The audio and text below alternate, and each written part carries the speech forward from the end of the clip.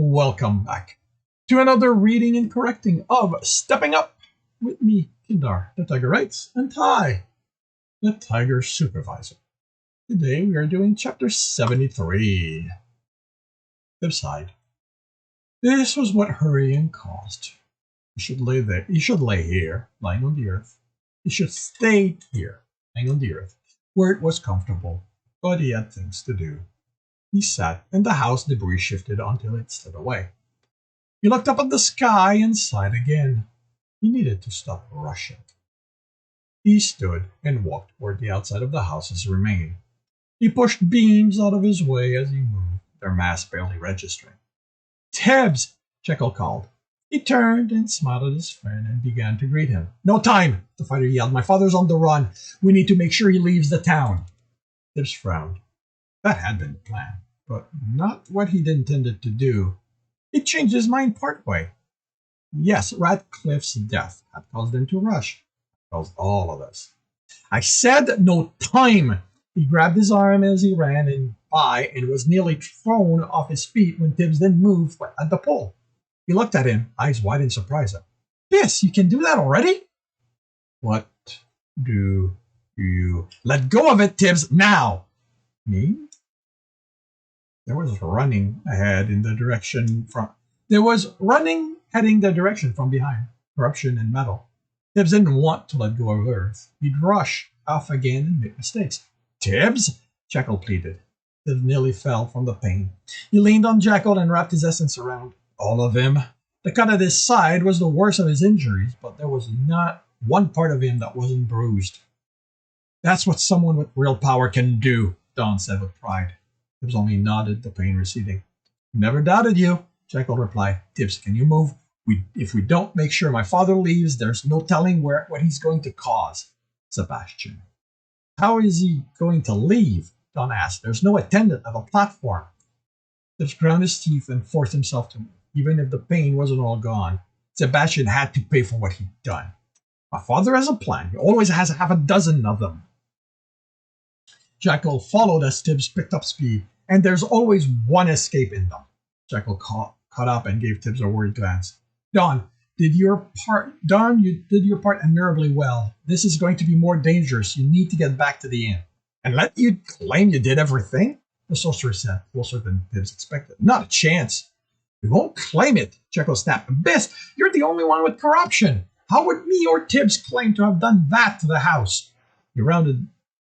They rounded the back of the house, only part still standing, and Dawn's protest was cut short by the dozen thugs waiting for them.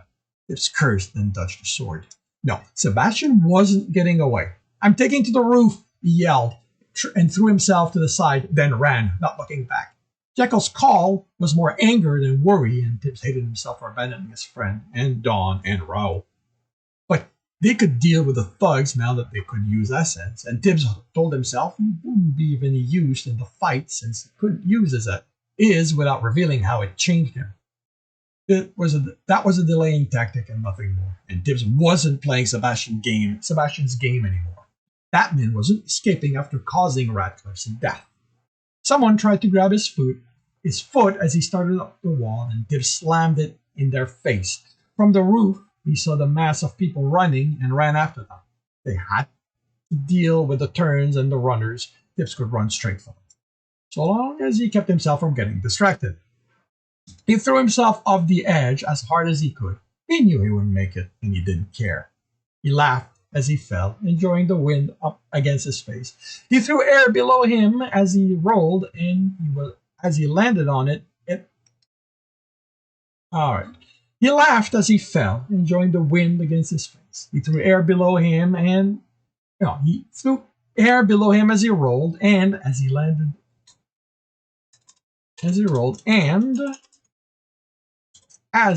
on it, had it explode under his feet, sending him to the other side of the road and roof. He landed and pouted. Should have been more fun. Maybe you should try it again? No, trying something different would be much more enjoyable. He ran the length, making a plan. Well, figuring out what he'd try. He didn't know if it would work, and discovering that would be just as fun as doing it. He launched himself in the air, wrapped more around him the way he'd seen Karina do. He saw the roof approach and with a chuckled oops, tucked into a ball just in time to crash on it and roll to his feet. Then he ran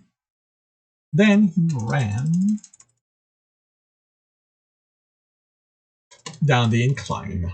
He pouted. Been certain that would work. He jumped off the roof, made a disc of air to land on, and jumped again to reach the other roof. He'd done that so many times, it was actually boring. He threw himself off that roof. He got why it hadn't worked. He was too heavy for air to lift him like that. But that was simple enough to change. He pushed the essence out of his reserve and threw him. Shoving everything else away and leaving only the wonderfulness that was there. He laughed as he saw the approaching house through his hand. He marveled that it seemed so thin, barely there, that he could make out the details of the roof tile. Oops! He giggled as a gust of wind sent him up. Looking down at the roof he'd almost crashed into, he saw that he still had his armor on, and that it too was translucent, like his body. He laughed at the idea he might have been doing this stark naked. What would Jackal say if it was Tibs being caught naked this time? That was easy enough to find out. His armor became more solid, and he wondered at what point it would fall off. He stopped that, distracted by motion in the distance, fighting. Wow, they were so far from him. He looked around at the small buildings. No, he was the one that was really far from them, from everything. So far in the sky that he bellowed his laughter and was certain no one heard him. You should stop going up, he laughed. You really should. How fast would he go on the way down? Only one way to find out. Shit.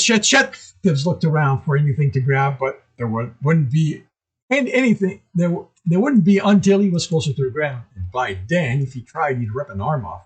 It was what he had felt like when he tried catching himself early in his roof running career. Now, with all this time to go faster, options.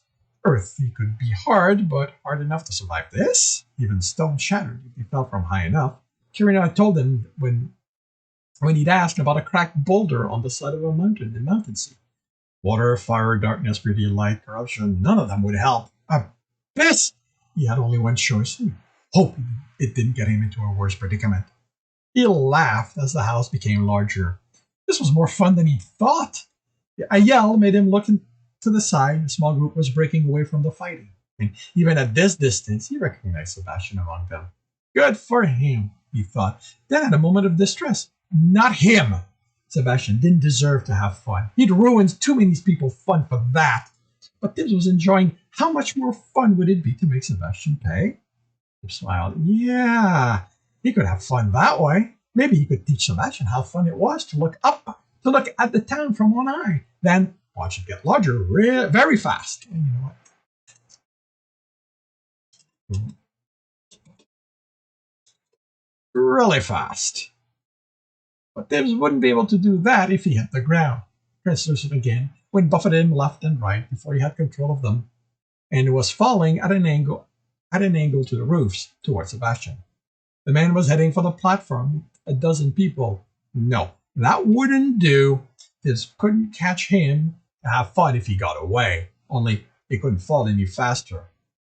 Could he? If the wind could push him to the side and change his angle, why couldn't it? He whooped as he moved down even faster, then leveled over the roof. If he could push himself down faster, could he? He moved forward faster with a yell of joy. It was so bad no one ever looked up. They couldn't see him doing this. What was that? The wind brought him to a stop, and he held him there. It happened again. Something flew through him. He turned in time to see a stick vanishing in an arc back to the ground. Looking around, he found the archer on the roof. He was dressed in black, and even his bow was black. He fired again, and Tibs nudged himself out of the way. How dare he! I'm having fun here, he yelled. Stop that! The man notched another arrow.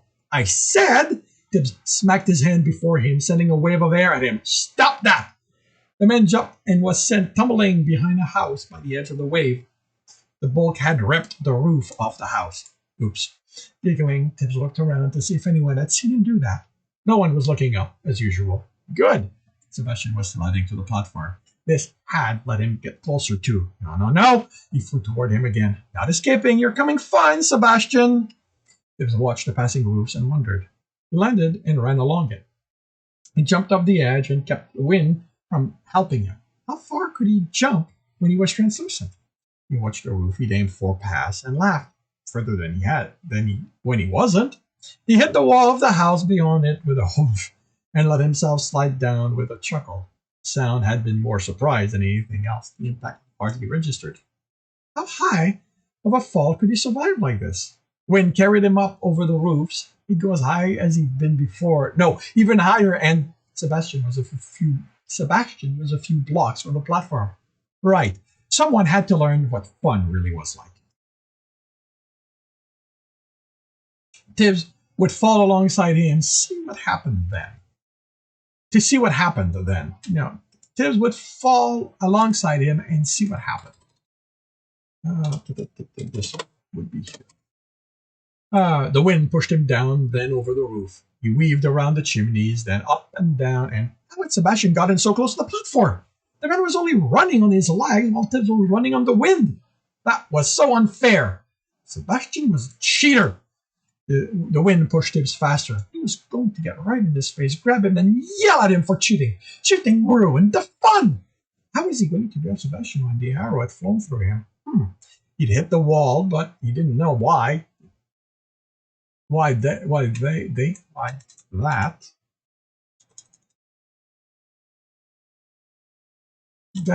had been different.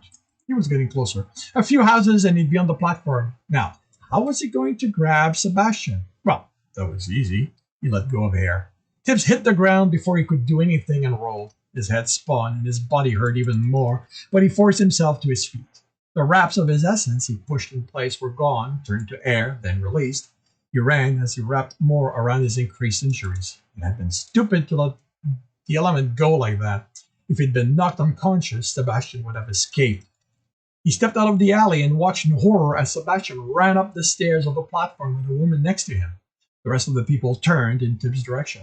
Tibs didn't understand what Sebastian thought he was doing. Without an attendant, he couldn't. The woman looked over her shoulder and Tibs saw her golden eyes. No! Tibs yelled and summoned fire.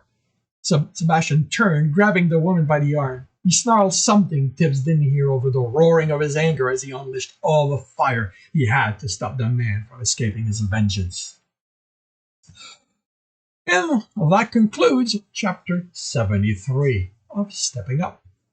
If you are enjoying this, please hit the like button. If you want to know when the next chapter is going to be up, subscribe and hit the bell. If you want to read the story, it is available for free on Royal Road. If you want to support me, that's on my Patreon, and you can read ahead of the Royal Road chapters. If you want to listen to me do these live, fumble my way through these live, it's every Tuesday morning, 8 a.m. Eastern Time.